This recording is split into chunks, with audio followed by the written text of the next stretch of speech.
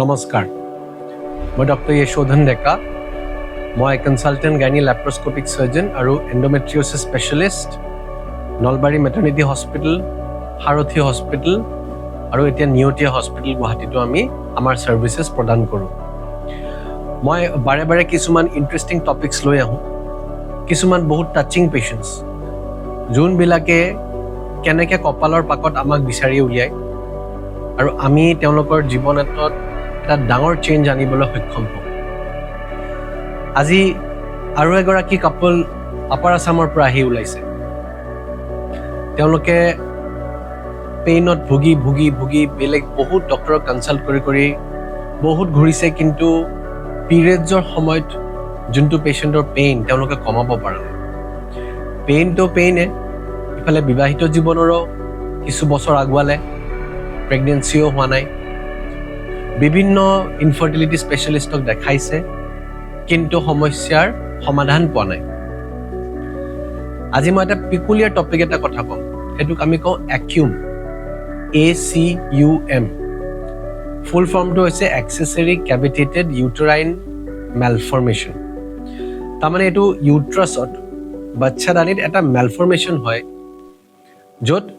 ইউট্ৰাছৰ বেৰাত এটা সেপাৰেট কে ক্যাভিটি এটা বনি যায় আৰু সেই ক্যাভিটিটোত বাৰে বাৰে ব্লিডিং হয় ব্লাড জমা হৈ থাকে আৰু বিকজ সেই ক্যাভিটিটোৰ কোনো ওপেনিং নাই এই ক্যাভিটিটো বন্ধ স্পেস এটাত ব্লিডিং হৈ থকাৰ কাৰণে পেশেন্টৰ পিৰিয়ডছৰ সময়ত অত্যন্ত পেইন হয় এটো ডায়াগনোসিস বহুত সকলে মিস কৰে কিছুমানে ফাইব্ৰইড বুলি দি দিয়ে কিছুমানে ওভেৰিয়ান সিস্ট বুলি চিকিৎসা কৰি থাকে আৰু বহুত সময় মেডিকেল মেনেজমেন্ট দি আমাৰ বহুত সময় নষ্ট হয় এও যেতিয়া আমাৰ ওচৰত আহি পাইছে আপাৰ আসামৰ পৰা অলৰেডি কোনোবাই IVF ৰ সাজেশন দিছে কোনোবাই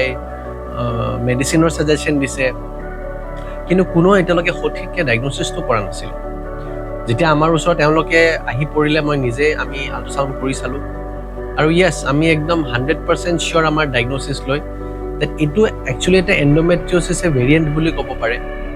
য'ত পেশেন্টৰ পিৰিয়ডছৰ সময়ত ইমান পেইন হয় কি কোনো মেডিসিনে কাম নকৰে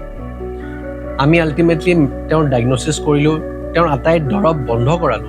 বিকজ এটো কন্ডিশনত মেডিকেল মেনেজমেন্টৰ কোনো ৰোল নাই এটো এটা এক্সেসৰি ক্যাভিটি এটা abnormal cavity it has to be removed এটো আমি গুছাবই লাগিব আৰু এটো অপাৰেশন আমি ল্যাপাৰোস্কোপিকলি কৰিলে বেছি ভাল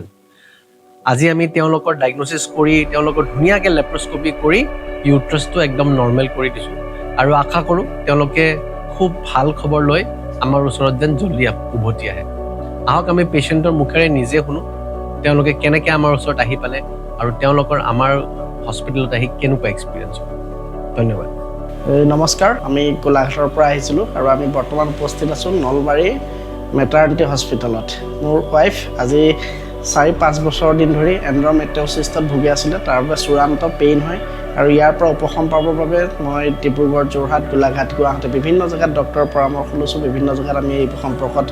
গৈছোঁ ডক্টৰৰ ওচৰলৈ কিন্তু ক'তো তেনেকৈ ভাল পোৱা নাছিলোঁ অৱশেষত সামাজিক মাধ্যম ফেচবুকৰ পেজত আমি এই সাৰথী হস্পিটেলৰ Yashodhan Deka ছাৰৰ বিষয়ে জানিব পাৰিলোঁ তেখেতৰ ফেচবুক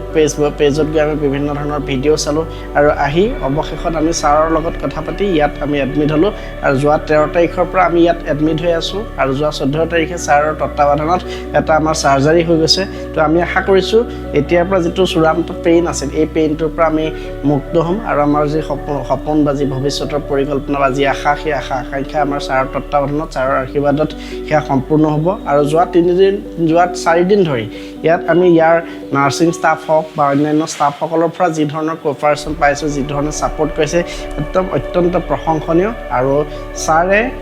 নিজৰ এজন পেচেণ্ট হিচাপে বুলিয়েই নহয় নিজৰ এজন সহকৰ্মী বা নিজৰ এজন সতীৰ্থ হিচাপে গণ্য কৰি আমাক যি ধৰণে সহায় সহযোগিতা বা কোঅপাৰেট কৰিছে তাৰ বাবে আমি অত্যন্ত ছাৰৰ প্ৰতি কৃতজ্ঞ সাৰথী হস্পিটেল কৰ্তৃপক্ষৰ প্ৰতি কৃতজ্ঞ ইয়াৰ নাৰ্ছ বা